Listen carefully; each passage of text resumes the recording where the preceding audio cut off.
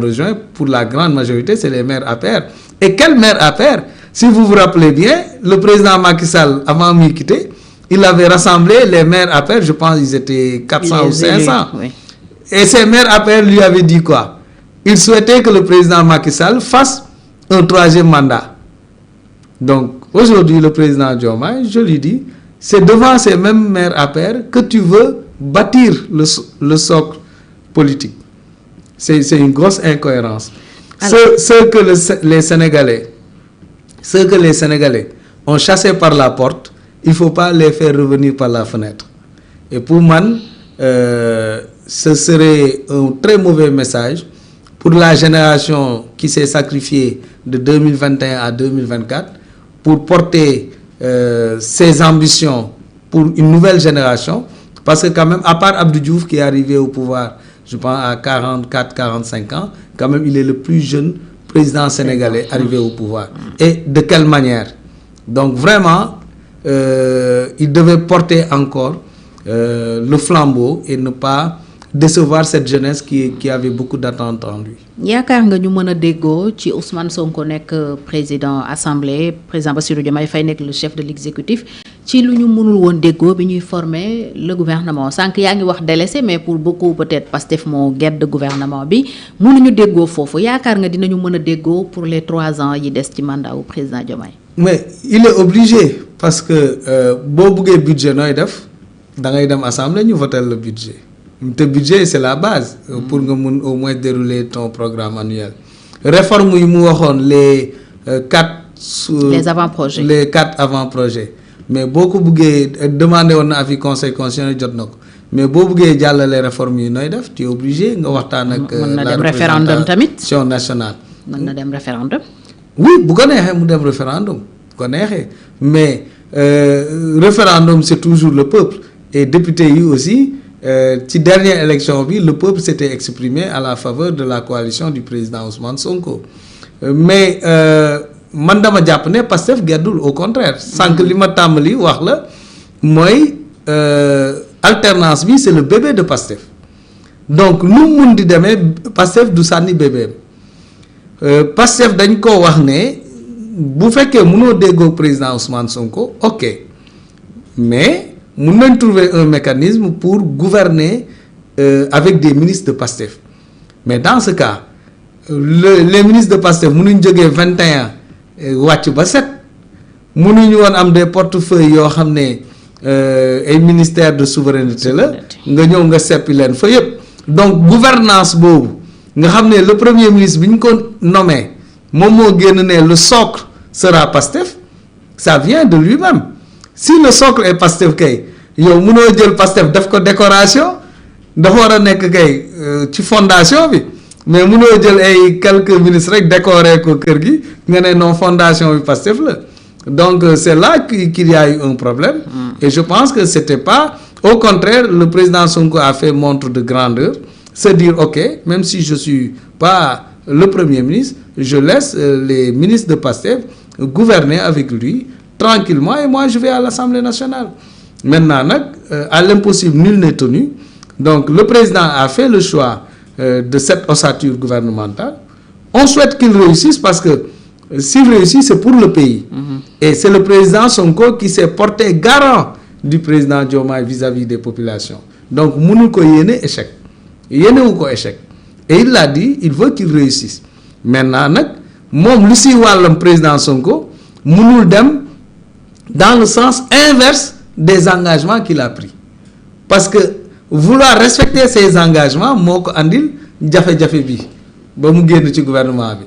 Donc s'il est à l'Assemblée nationale aussi, il doit continuer à veiller à ce que ses engagements soient respectés. Sinon, le jeu n'en valait pas la chandelle. Alors, président Diomaye, dafa am lu mu waxoon ñu jàppee ko mu ne nul ne peut me faire chanter parce que je ne sais pas chanter, je ne subis pas, je ne cède pas au chantage. Alors, loolu mel na ni moom la doxal ci gouvernement bi dañ ko bëggoon teg peut-être loo xam ne moom jàppul ne noonu la war a demee mu def gouvernement wam bàyyi leen.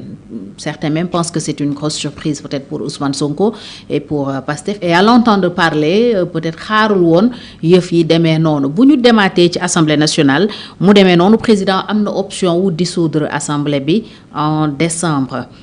Bu ñu yeggee ci loolu mën nañu ko considérer une vraie crise institutionnelle certes bu ko tasee day defaat élection mais est-ce que Sénégal jëmul en tout cas ci ay trouble ay voilà benn wala ay situation d'instabilité yoo xam ni mun na am lu mu yàq. gëwuma ko nag xam nga peut-être dañoo tàmmul trop. situation politique bu mel nii mooy un président est peut-être minorisé à l'Assemblée. li ñu tàmm am mooy da nga nekk président wu sa parti sénégalais yi fal la nga doon président de la république nga dem assemblée élection législative am majorité assemblée nationale nga dem élection locale gagner la majorité des mairies mais benn nit. C'est une situation inédite quand même. mooy buum di buum yi. loolu lañ tàmm ba jàpp nañ ne rek bu amee ñeneen ñu am doole rek conflit day am non toute constitution dafa encadrer lépp. président de la république tey. nekkul majorité à l'Assemblée nationale c'est un fait du question chantage nee nañ la pour nga gouverner ak Assemblée nationale def contrôle bi war di voter ce budget rester dans le giron de Pastef nga am ay ministre Pastef ñuy def seen budget buñ ko yóbboo Assemblée day gën a yomb n'est-ce pas parce que c'est le siège de la majorité boo ko deful it waxuñ ne dañ lay chantage mais dañ la ne boo ko deful aussi boo tenir compte de la majorité nga teg sa gouvernement tenir compte de la majorité loo andi assemblée aussi dinañ ko saytu duñ ko valider pour def lu la neex n'est-ce pas léegi nag moom am na lu ko constitution may jamono ji li ko constitution may bu ñu demee ba décembre defoon na ko une première fois bi fi assemblée nationale. nekkee ci majorité Benno Bokk Yaakaar noonu la ko constitution mayaatee bu jàppee ne moom bu demee élection loolu dina ko may majorité assemblée xayrul ñun lan la ko président Sonko wax keroog ñun pare nañ bu buggee na tëgg élection législative bu buggee na tëgg élection locale amul problème maintenant nag boo tëggaatee élection législative majorité bi fi nekkoon. resté waat la même majorité wala mu renforcer nay def est-ce que waroo mettre yow sa mandat en jeu dans ce cas. oui moo tax ma laaj la loolu. est-ce que dans ce cas. lu nekk mun na xew boo forcé dem élection législative mais c'est un débat même bu gars yi waxoon France. situation boobu posé wu na. ñu ne mais Macron munoo ñu defloo 2 fois élection législative à un moment yow yaay démissionné. parce que c'est toi le problème quand les populations se prononcent. majorité bi àndatuñoo ak yow parce que yow bu ñu lay fal président de la république en ce moment tu es majoritaire dans le pays. parce que majorité bi yow lañ voté léegi boo demee ba gis ne majorité bi àndatuñoo ak yow nga dem référendum wala nga dem élection présidentielle. dans les grandes démocraties. dañu ne donc le président moo am problème. mais ñun moo war a démissionner. jàpp nañ ne mun nañ sax bañ a egg foofu ñun dañ koy ñaanal yàlla mu def mandat ba 2029.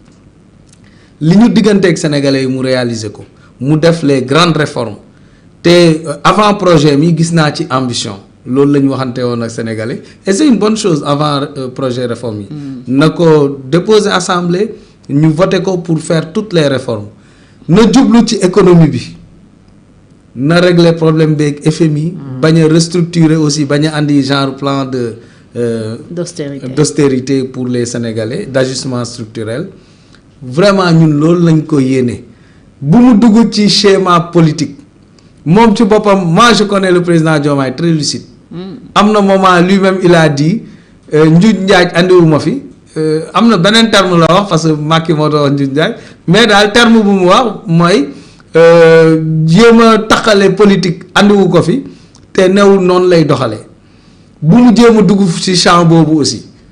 jéem a lijjanti des choses politiquement ay damay dissoudre fii damay pour repousser élection locale wala damay def li na jublu ci wàllu économie bi. dafa mel ni da ngeen ragal mu dàq élection yi dafa am ay signaux yu leen wan ne peut-être mun nañu jëm ci report Ousmane Sonko keroog artu na ci.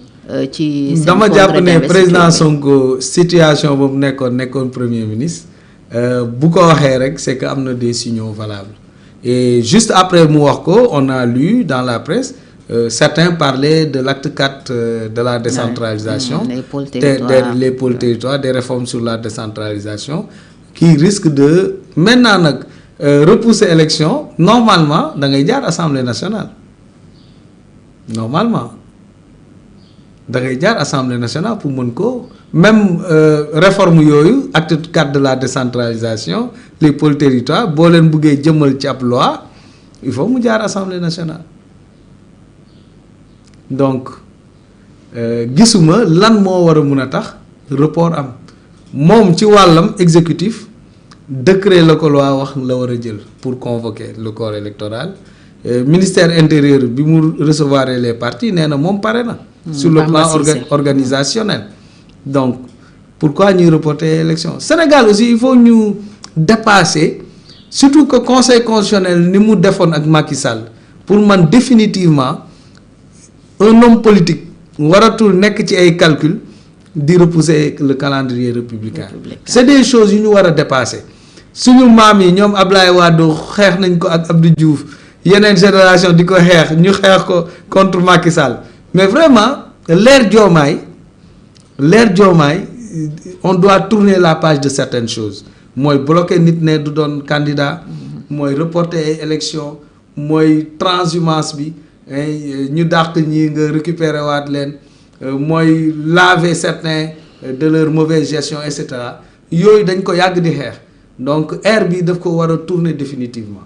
Et je pense que report bi aussi ci la bokk. alors lan moo mun a nekk avantage maintenant cette situation de cohabitation pour Sénégal parce que lu bees la lu ñu xamul woon effectivement liñ tàmmoon mooy président bu ñëw bu ñu la falee dañ lay jox une majorité très confortable à l'Assemblée nationale ngay dérouler lan mooy avantage yu situation bi. pour avantage bi institution yi surtout mooy le pouvoir arrête le pouvoir mooy nit aussi du def lu jéggi li nga